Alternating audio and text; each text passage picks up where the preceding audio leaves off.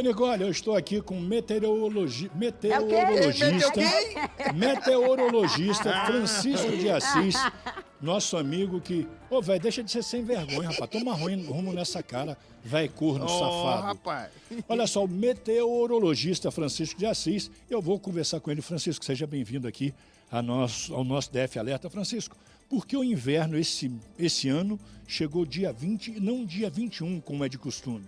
Boa tarde, você que nos assiste aí da TV Brasília, porque a cada mais ou menos 3, 4 anos tem uma variação da quantidade de horas do dia, né? E aí faz com que haja essa variação também do início das estações do ano, né? 20, 21, também no início por exemplo, da primavera também muda de 21 para 22 e assim sucessivamente. E o que vai chamar mais atenção nessa temporada, o frio ou a seca? Nessa temporada agora já dá para perceber que o frio também não está nem tanto assim, né? Tá aquele friozinho pela manhã e depois esquenta muito à tarde, né? Que é exatamente a característica de inverno aqui do Distrito Federal.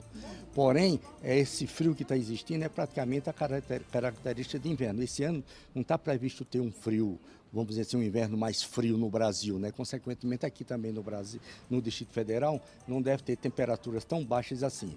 Normalmente, todos os anos, a temperatura aqui chega em torno de 12 graus em Brasília. Esse ano, ontem, foi a menor 11,3, né? Então, aqui no DF, aqui no plano piloto, né? Lá em Planaltina, essa semana foi 7,5 graus, a menor temperatura. Mas lá em Planaltina normalmente fica mais baixo, né?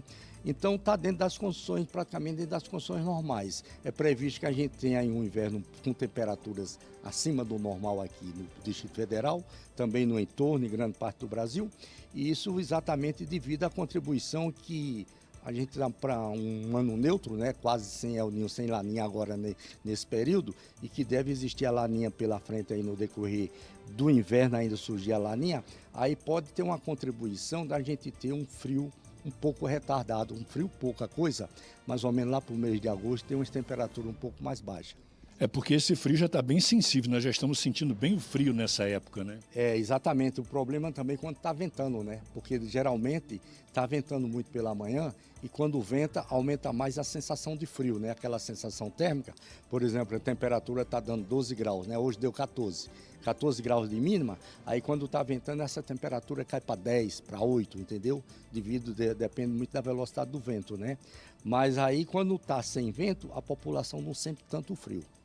Ô Francisco de Assis, me diz uma coisa, nesse período, o que mais nós temos que fazer para evitar principalmente aquelas doenças que são causadas na época do frio e da seca? Isso aí realmente é o que causa mais transtorno na população, né? Como agora está o mês de junho ainda, né? Vai chegar agora o final do mês, ainda não chegou o período crítico propriamente dito, né? A umidade, como está muitas vezes ventando, a umidade tem se comportado num patamar aí dos 30%, 25%, 30%, né?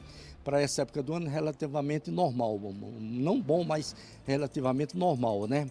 É previsto ainda da gente ter pelo menos aí a entrada do mês de julho com a umidade nesse patamar, mas porém quando chegar para agosto, para setembro, né, essa umidade deve cair para patamares bem baixos, né?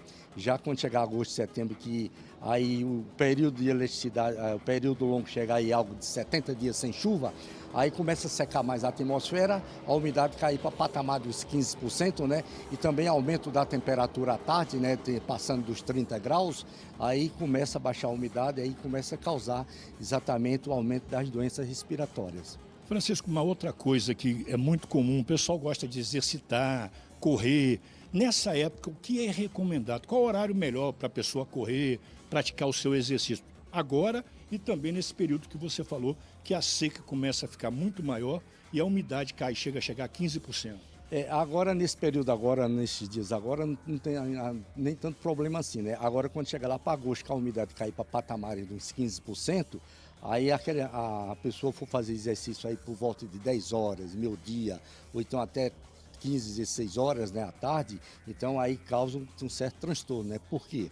Porque o ser humano perde muita água para a atmosfera, porque a umidade está muito baixa, a temperatura mais elevada, e a gente começa a perder água para a atmosfera e não percebe.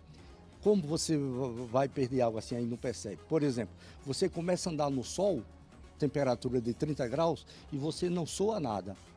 Por que que não soa? Porque a umidade está baixa e no mesmo momento ela é evaporada. A água que sai do corpo humano, ela é evaporada e a pessoa não sente. Aí começa a perder água, se ele não repõe aquela água, ele começa a ter problema de saúde. Por isso que é necessário que tenha repor muito água, né? Você recomenda beber muito líquido durante o período seco aqui no Distrito Federal. Então não é recomendável, nas horas mais quentes e baixa umidade do ar, que a pessoa faça exercício físico. Tá certo. Agradecer a você, Francisco de Assis, pela sua presença aqui, por nos trazer essas informações. Nicole, volto com você.